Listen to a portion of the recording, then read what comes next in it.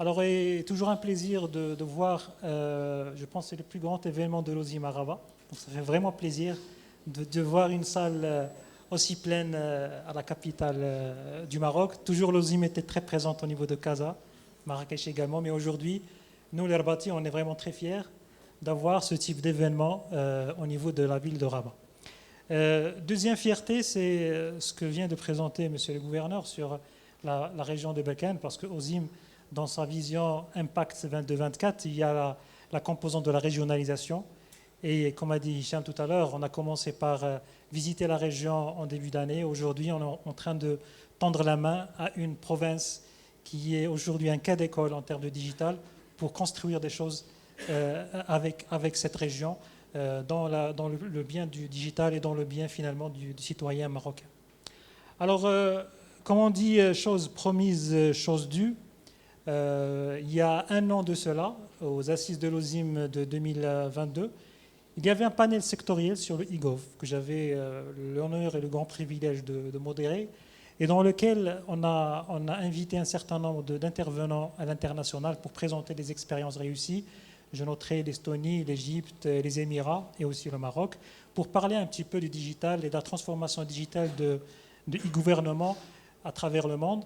Et au moment de ce panel, nous avons pris l'engagement en tant qu'OSIM de préparer un livre blanc dans lequel on va essayer d'apporter notre pierre à l'édifice pour contribuer au développement digital et plus particulièrement au développement d'administration digitale au Maroc. Donc, sans trop tarder, au cours de cette brève présentation du livre blanc, on va essayer premièrement de parcourir rapidement un état des lieux du service public. Madame la ministre, elle a parlé tout à l'heure des éléments de diagnostic, des éléments d'état des lieux, donc on va juste rappeler quelques-uns. On va présenter une enquête que l'OSIM a menée auprès de ses adhérents, auprès de la communauté, auprès d'une centaine d'entreprises, sur les questions du digital, sur le niveau de satisfaction, sur leurs sollicitations et finalement sur leurs recommandations pour améliorer le service digital public.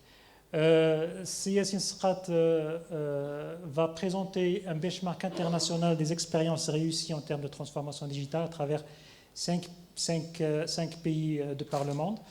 Et puis, nous allons conclure cette présentation par 10 recommandations que l'OSIM juge et voit qu'ils vont certainement contribuer à une meilleure administration digitale, à de meilleurs services publics digitaux pour les citoyens.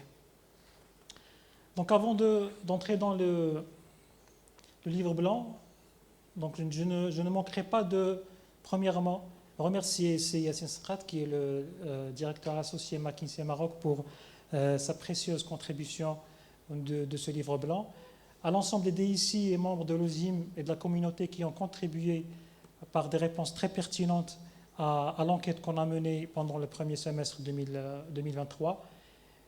Également, je ne manquerai pas de remercier Salah Veina et Zoé El Khadissi de leur précieuse participation dans la conception de ce livre blanc et finalement à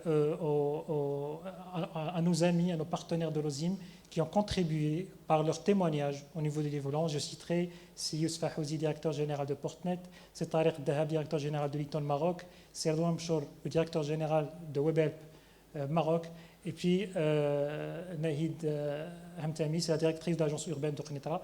Donc je vous invite à lire le livre blanc et voir les précieux témoignages de ces éminentes personnes.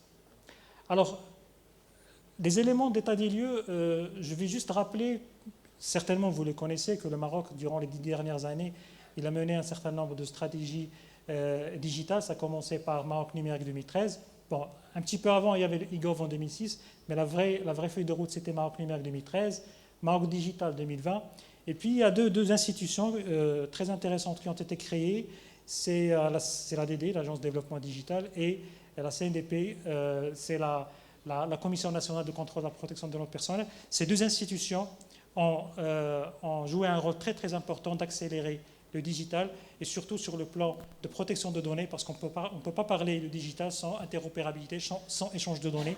Et l'importance de protection de données, elle a un impact très important pour garantir la protection des données et leur sécurité. On va juste rappeler également quelques initiatives qui ont réussi durant les 10-15 dernières années. Madame la ministre a cité tout à l'heure un certain nombre d'initiatives. Je vais juste rappeler quelques-unes pour dire qu'il y a des réalisations, mais on n'a pas encore atteint la vitesse de croisière pour être au diapason des autres pays sur le plan des digital. Donc je citerai l'exemple de la DGI à travers les différentes plateformes qu'elle a mis en place, en termes de paiement des vignettes, les déclarations des impôts, ainsi de suite. Il y a le guichet unique Portnet, qui est vraiment c'est un cas d'usage et une vraie success story d'expérience publique en termes de digital. La plateforme Shikaya, mise en place par le ministère de la Transition numérique. Le programme de la modernisation de l'état civil, ça on en parle très peu, mais c'est un projet très structurant pour le Maroc, qui est mené par le ministère de l'Intérieur. C'est la digitalisation de l'état civil. Et ça fait plusieurs années que le ministère travaille en silence pour mener à bien ce vrai bijou, c'est la digitalisation de l'état civil. Et je vais me permettre, c'est Boujandar, de faire une avant-première par rapport à la CMR. Aujourd'hui, et pour la première fois, et pour la première année, que la Caisse marocaine de retraite ne va pas faire de contrôle de vie directement avec les citoyens à travers l'automatisation de l'état civil, à travers les services digitalisés qui ont été développés entre la Caisse marocaine de retraite et le ministère de l'Intérieur pour capturer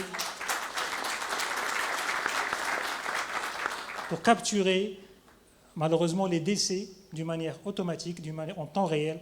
Et ça vraiment, c'est faciliter la vie à plus d'1 million de citoyens qui n'auront plus besoin soit de donner leur extrait de certificat de vie ou bien de se déplacer pour récupérer leur pension. Donc ça, c'est vraiment parmi les choses qui sont en train d'être réalisées au Maroc et que malheureusement on n'en parle pas beaucoup. C'est l'occasion de le faire et de féliciter le ministère de l'Intérieur et la Caisse marocaine des retraites. Alors, je parlerai aussi de Watiqa, Rojas, gestion des infractions, la plateforme Massa dont parlait Madame la ministre. C'est vrai, c'est une plateforme qui a vraiment digitalisé les échanges avec le ministère de l'Éducation nationale. Et finalement, la plateforme d'interopérabilité de l'ADD qui a vraiment créé une rupture d'échange entre les différents ministères et départements ministériels.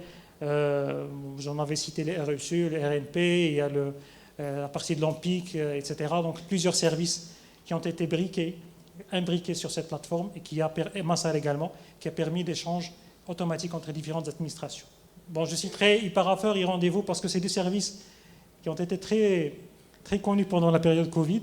Ils ont vraiment aidé les administrations lors de cette épidémie de gérer les rendez-vous en ligne, de signer des parapheurs en ligne pour éviter la transmission des papiers, ainsi de suite.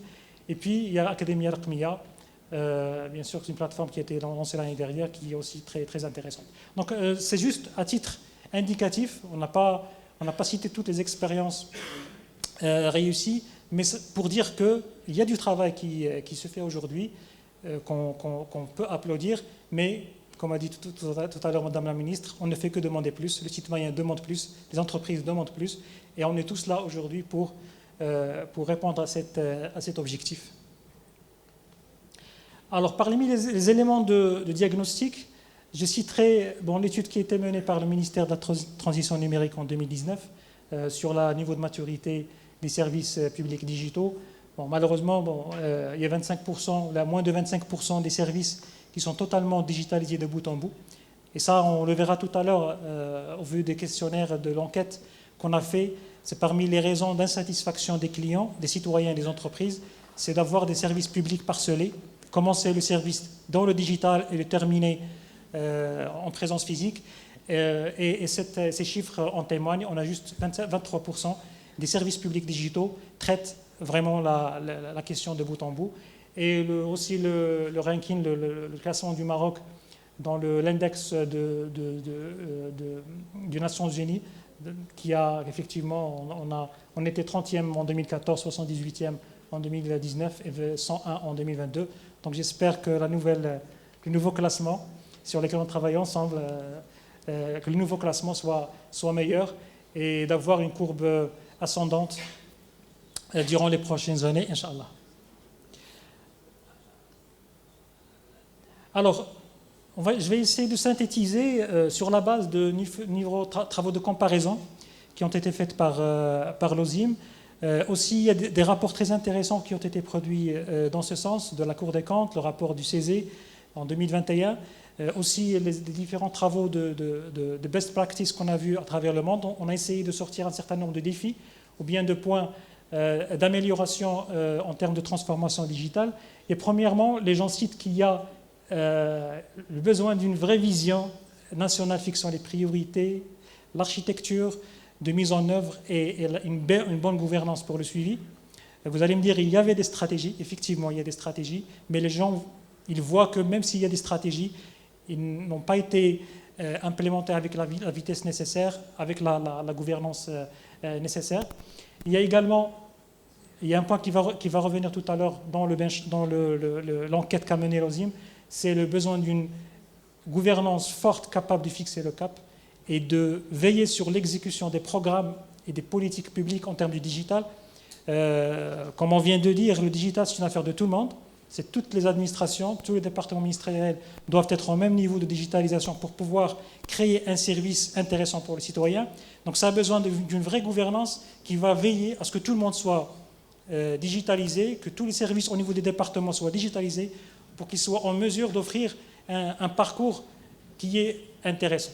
Donc j'ai cité tout à l'heure le parcours de l'intérieur avec la CMR. Il y a d'autres parcours qui sont aujourd'hui digitalisés, mais on ne peut créer ce type de parcours si les différentes chaînes qui constituent ce parcours soient au même niveau de digitalisation et d'informatisation. Il y a également un besoin critique d'augmenter les budgets et moyens financiers. Ça aussi, on va en parler pendant les recommandations. Donc on juge que les budgets alloués au Maroc par rapport à la transformation digitale des services publics n'est pas à la hauteur de ce qu'on aimerait avoir. Alors, les administrations ne disposent pas que faiblement des données dématérialisées. Ça, c'est un fait aujourd'hui qu'on vit. J'ai parlé tout à l'heure du ministère de l'Intérieur. Ils ont fait des efforts colossaux pour dématérialiser les archives, pour dématérialiser les registres, ainsi de suite. Et cet exercice devrait être fait normalement par toutes les administrations, parce que si on ne dispose pas de données dématérialisées, on ne pourra pas l'exploiter et par conséquent, on ne pourra pas créer de parcours digitaux pour éviter de revenir en arrière pour des documents et des pièces administratives.